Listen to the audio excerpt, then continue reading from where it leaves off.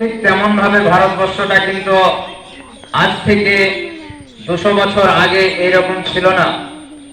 ভারতবর্ষ ছিল কোথায়? ইংরেজদের হাতে। মানুষ ভারতবর্ষে গোলাম ছিল।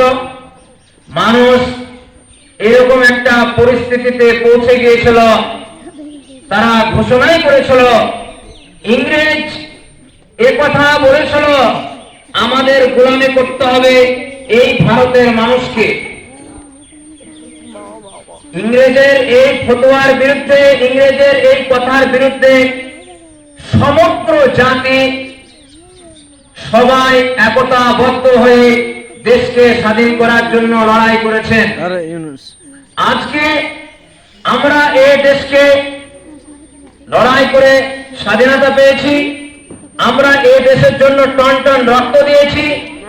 আমরাই আমাদের বুজুর্গ আলেমে দ্বীন মুসলিম সমাজের যারা কর্ণধার ছিলেন, তারা দলমত নির্বিশেষে সকলকে নিয়ে কাঁধে কাঁধ মিলিয়ে একটা নয়, 1000 নয়, কয়েক হাজার হাজার হাজার মুসলমান শহীদ হয়েছিলেন ভারতবর্ষকে স্বাধীন করার জন্য।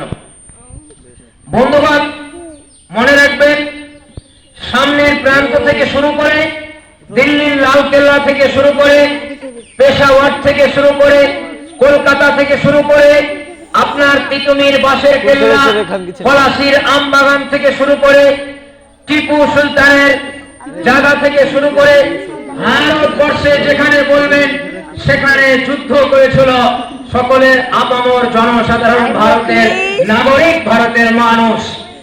ছিল মুসলমান, ছিল দলিত, ছিল আদিবাসী, ছিল খ্রিস্টান, ছিল হিন্দু ভাইরা, হিন্দু বর্গের মানুষেরা, বৌদ্ধরা, সকলে মিলে একটা লড়াই করে সাদা বাদলের জাত ইংরেজকে এই ভারত থেকে ভারত ছাড়া করা হয়েছিল।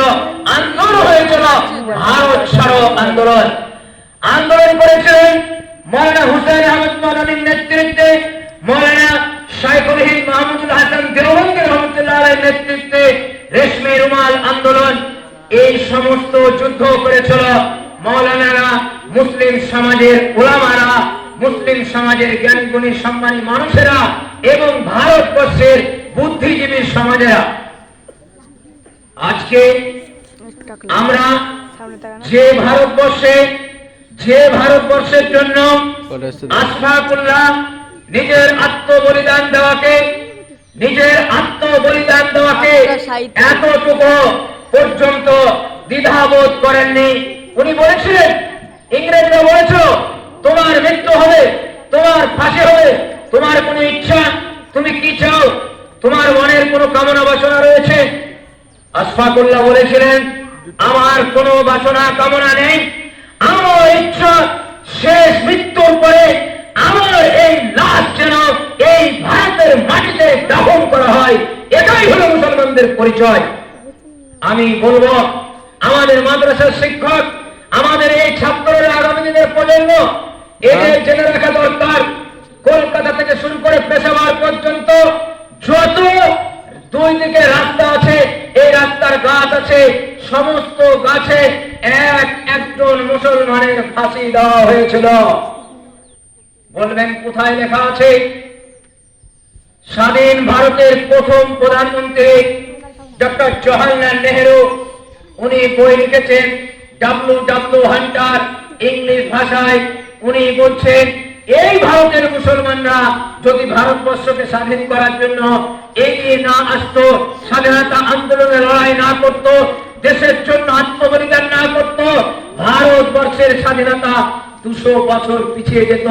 এ কথা চাচার লেখা নয়, এই কথা লিখেছেন কাকা বাবু ডক্টর জওহরলাল নেহেরু। মনে রাখবেন,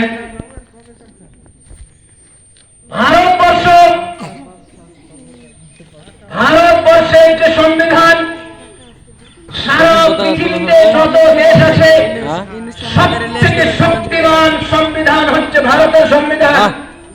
যে সংবিধান ভীমরাও ডক্টর আম্বেদকর বাবা সাহেব লিখেছেন, এই দেশ সকলের, এই দেশে সকল ধর্ম থাকবে, এই দেশে সকল ধর্মের মানুষেরা নিজের ধর্ম পালন করবে, এর পূর্ণাঙ্গ স্বাধীনতা আমার ভারতের সংবিধান দিয়েছে, এর মধ্যে কোনো সন্দেহ নেই। তাহলে 2014 সালের পর থেকে আমাদের মুসলমানদেরকে পিটিয়ে পিটিয়ে মারা কেন হলো?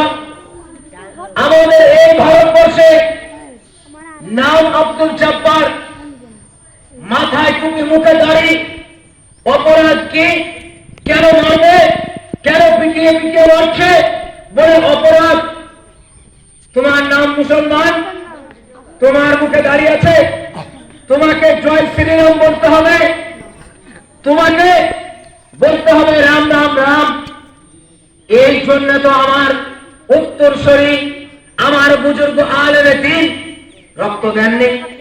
এই ভারত তো আমরা চাইনি, এই ভারত তো স্বাধীন, এই স্বাধীনতা তো আমরা চাইনি যেখানে বলা হবে ভেঙে দাও মসজিদ, গুড়িয়ে দাও, ফাটিয়ে দাও, ওয়াকফের জায়গা লিখে দাও, কখনো 370 ধারা, কখনো মুসলমানদের বাড়িগুলোকে লিখে নিতে হবে, কখনো তাড়িয়ে দিতে হবে অন্য দেশে, কখনো বলছে এরা দেশের বাসিন্দাই নয়, এরা দেশে ছিল না। আরে বন্ধু,